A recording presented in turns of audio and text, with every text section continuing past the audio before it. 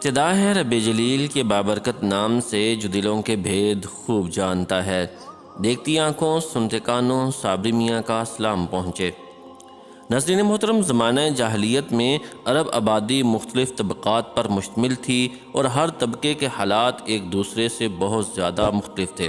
چنانچہ طبقہ اشراف میں مرد عورت کا تعلق خاصا ترقی یافتہ تھا۔ عورت کو بہت کچھ خود مختاری حاصل تھی، اس کی بات مانی جاتی تھی اور اس کا احترام اور تحفظ کیا جاتا تھا۔ اس کی راہ میں تلواریں نکل پڑتی تھیں اور خون ریزیاں ہو جاتی تھیں۔ آدمی جب اپنے کرم و شجاعت پر، جسے عرب میں بڑا بلند مقام حاصل تھا، اپنی تعریف کرنا چاہتا تو عموماً عورت ہی کو مخاطب کرتا۔ بسا اوقات عورت چاہتی تو قبائل کو صلح کے لیے اکٹھا کر دیتی اور چاہتی تو ان کے درمیان جنگ اور خون ریزی کے شعلے بھڑکا دیتی، لیکن ان سب کے باوجود مرد ہی کو خاندان کا سربراہ مانا جاتا تھا اور اس کی بات فیصلہ کن ہوا کرتی تھی۔ اس طبقے میں مرد اور عورت کا تعلق عقد نکاح کے ذریعے ہوتا تھا اور یہ نکاح عورت کے اولیاء کی زیر نگرانی انجام پاتا تھا۔ عورت کو یہ حق نہ تھا کہ ان کی ولایت کے بغیر اپنے طور پر اپنا نکاح کر لے۔ ایک طرف طبقہ اشراف کا یہ حال تھا تو دوسری طرف دوسرے طبقوں میں مرد و عورت کے اختلاط کی بھی کئی صورتیں تھیں، جنہیں بدکاری و بے حیائی اور فحش کاری و زناکاری کے سوا کوئی اور نام نہیں دیا جا سکتا۔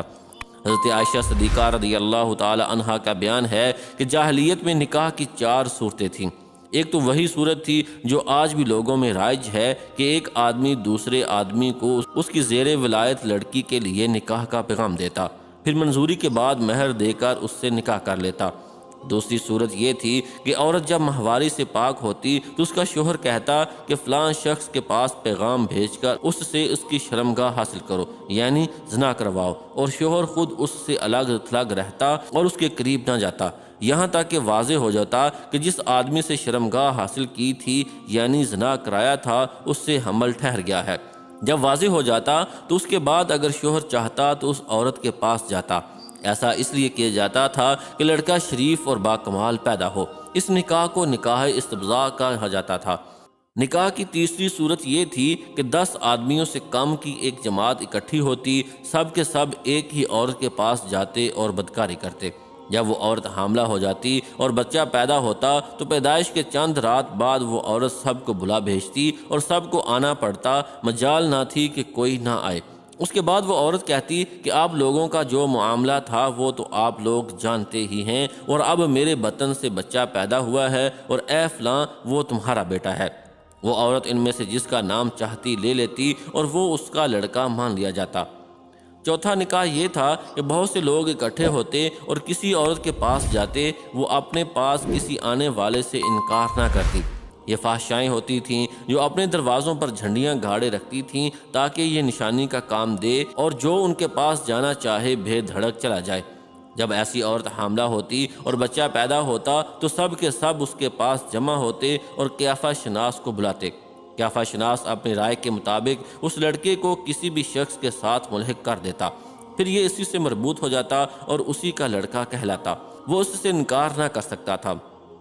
جب اللہ تعالیٰ نے حضور نبی کریم صلی اللہ علیہ وآلہ وسلم کو مبعوث فرمایا تو جاہلیت کے سارے نکاح منہدم کر دیے، صرف اسلامی نکاح باقی رہا جو آج رائج ہے۔ عرب میں مرد و عورت کے ارتباط کی بعض صورتیں ایسی بھی تھیں جو تلوار کی دھار اور نیزے کی نوک پر وجود میں آتی تھیں، یعنی قبائلی جنگوں میں غالب آنے والا قبیلہ مغلوب قبیلے کی عورتوں کو قید کر کے اپنے حرم میں داخل کر لیتا تھا، لیکن ایسی عورتوں سے پیدا ہونے والی اولاد زندگی بھر عار محسوس کرتی تھی۔ زمانہ جاہلیت میں کسی تحدید کے بغیر متعدد بیویاں رکھنا بھی معروف بات تھی۔ لوگ ایسی 2 عورتیں بھی بیک وقت نکاح میں رکھ لیتے تھے جو آپس میں سگی بہن ہوتی تھیں۔ باپ کے طلاق دینے یا وفات پانے کے بعد بیٹا اپنی ستیلی ماں سے بھی نکاح کر لیتا تھا۔ طلاق و رجعت کا اختیار مرد کو حاصل تھا اور ان کی کوئی حد معین نہ تھی۔ زناکاری تمام طبقات میں عروج پر تھی، کوئی طبقہ یا انسانوں کی کوئی قسم اس سے مستثنیٰ نہ تھی۔ البتہ کچھ مرد اور عورتیں ایسی ضرور تھیں جنہیں اپنی بڑائی کا احساس اس برائی کے کیچڑ میں لت پت ہونے سے باز رکھتا تھا۔ پھر آزاد عورتوں کا حال باندیوں کے مقابل نسبتاً اچھا تھا۔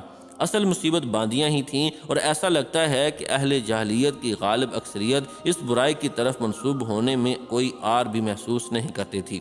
چنانچہ سنن ابی داؤد وغیرہ میں مروی ہے کہ ایک دفعہ ایک آدمی نے کھڑے ہو کر کہا، یا رسول اللہ صلی اللہ علیہ وآلہ وسلم، فلاں میرا بیٹا ہے، میں نے جاہلیت میں اس کی ماں سے زنا کیا تھا۔ رسول اللہ صلی اللہ علیہ وآلہ وسلم نے فرمایا، اسلام میں ایسے دعوے کی کوئی گنجائش نہیں، جاہلیت کی بات گئی، اب تو لڑکا اسی کا ہوگا جس کی بیوی یا باندی ہو اور زناکار کے لیے پتھر ہے۔ اور حضرت سعد بن ابی وقاص رضی اللہ تعالی عنہ اور حضرت عبد بن زمع رضی اللہ تعالی عنہ کے درمیان زمع کی باندی کے بیٹے عبد الرحمن بن زمع کے بارے میں بھی جھگڑا پیش آیا تھا۔